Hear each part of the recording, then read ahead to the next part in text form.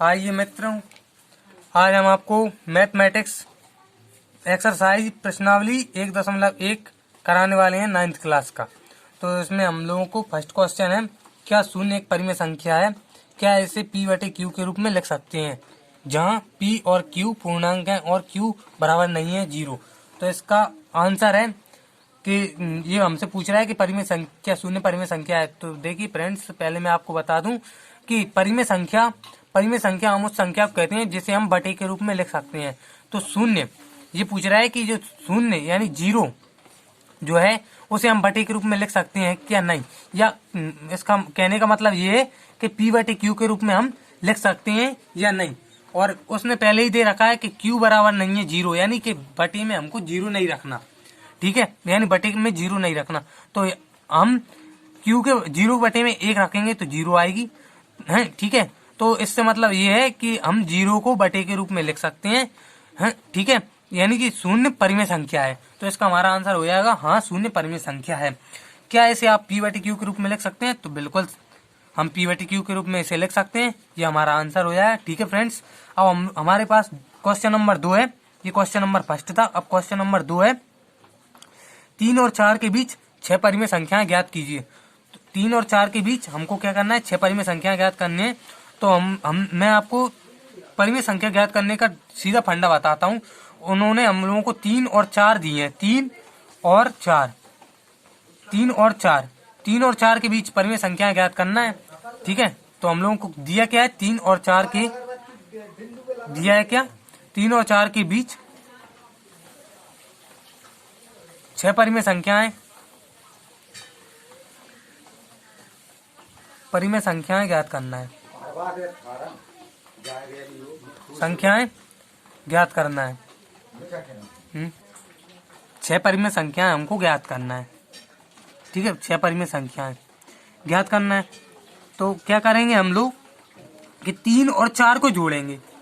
जैसे कि हमको 3 करना है, 3 को पहले हम परिमेय संख्या के रूप में कैसे लिखेंगे, 3 और 4 को जोड़ेंगे तो 7 होगा, और 7 का 3 में गुणा करेंगे तो 3 21 हो जाएगा, 3 21 हो जाएगा।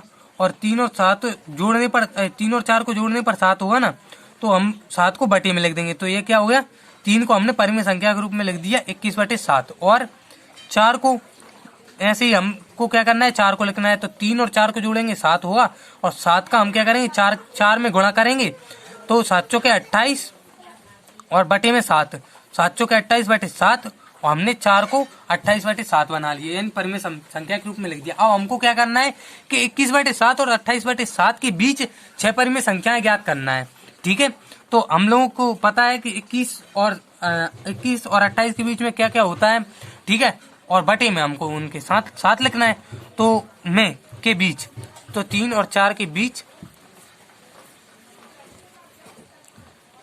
6 परिमेय संख्याएं अब हम निकाल लेंगे।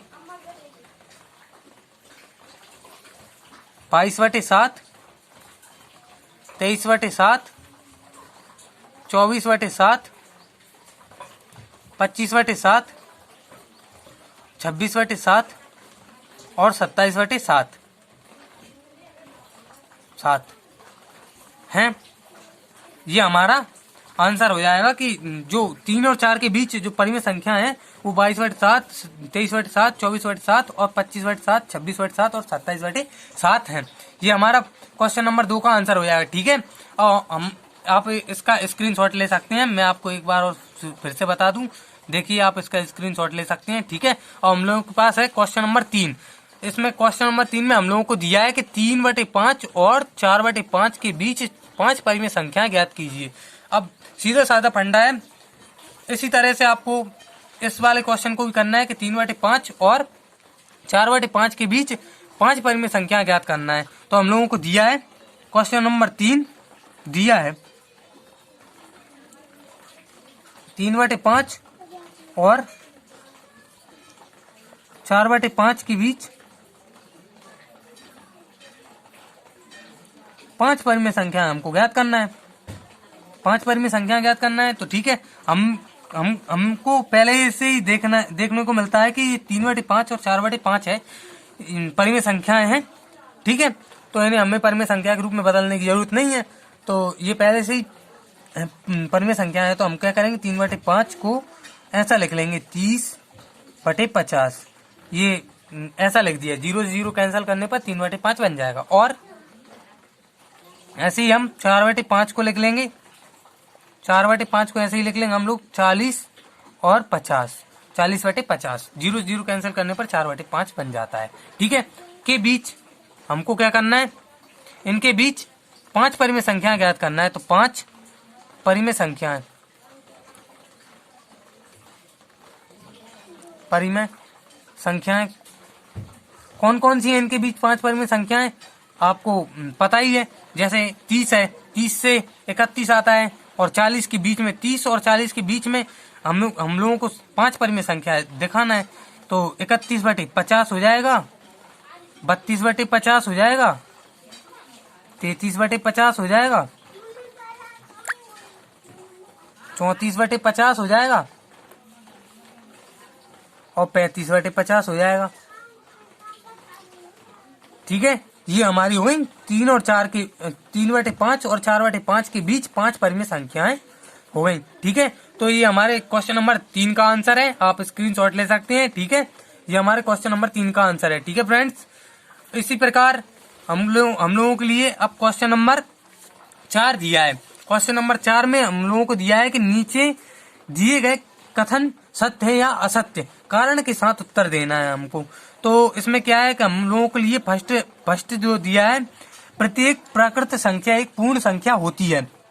तो देखिए फ्रेंड्स, आपको पता है कि प्राकृत संख्या 1 2 3 4 5 डॉट डॉट ऐसे होती हैं, और पूर्ण संख्या में 0 1 2 3 4 5 होती हैं। तो आपको पता है कि जो प्राकृत संख्या है, प्राकृत संख्या 1 2 3 4 5 और पूर्ण संख्या 0 1 2 3 4 होती हैं।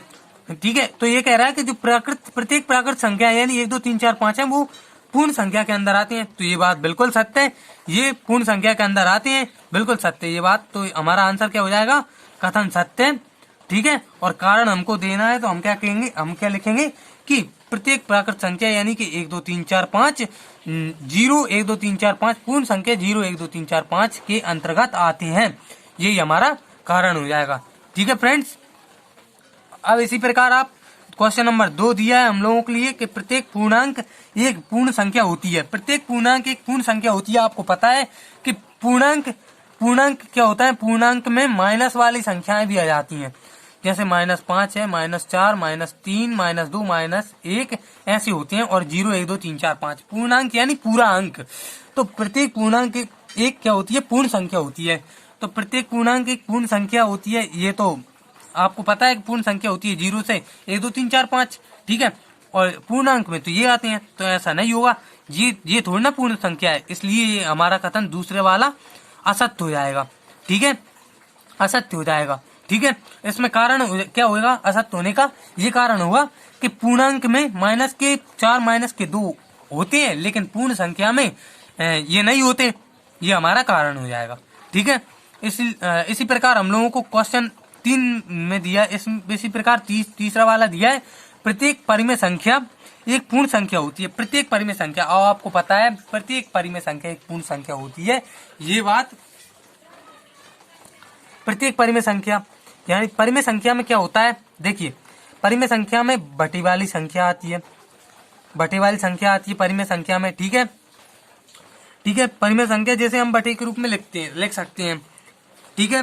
तो प्रत्येक परिमेय संख्या पूर्ण संख्या होती है, ये बात बिल्कुल, प्रत्येक परिमेय संख्या एक पूर्ण संख्या होती है। परिमेय संख्या यानी बटे वाली जो प्रत्येक संख्या होती है वो पूर्ण संख्या होती है, ये बात बिल्कुल असत्य है, ये बात बिल्कुल असत्य है कि प्रत्येक परिमेय संख्या पूर्ण संख्या होती है, ये बात, क्योंकि पूर्ण संख्या 0 1 2 3 4 5 होती है।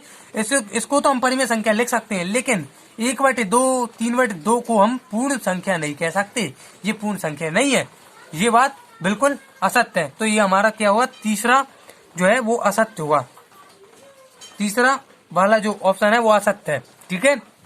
कारण क्या होगा, कारण ये होगा कि परिमेय संख्या ये है, ठीक है, लेकिन पूर्ण संख्या ये है तो प्रत्येक परिमेय संख्या पूर्ण संख्या नहीं है, क्योंकि ये बटे वाली संख्या को पूर्ण संख्या हम नहीं कहते। ठीक है, कारण ये हो जाएगा। ठीक है फ्रेंड्स, तो ये आज हमारी 1.1 एक्सरसाइज पूरी हो चुकी है। तो यदि आपको हमारी वीडियो अच्छी लगे तो हमारी वीडियो को लाइक, शेयर और सब्सक्राइब करना हमारे चैनल को ना भूलें, और आगे की वीडियो हम आपको जल्दी प्रोवाइड करा देंगे 1.2 की। ठीक है फ्रेंड्स, धन्यवाद।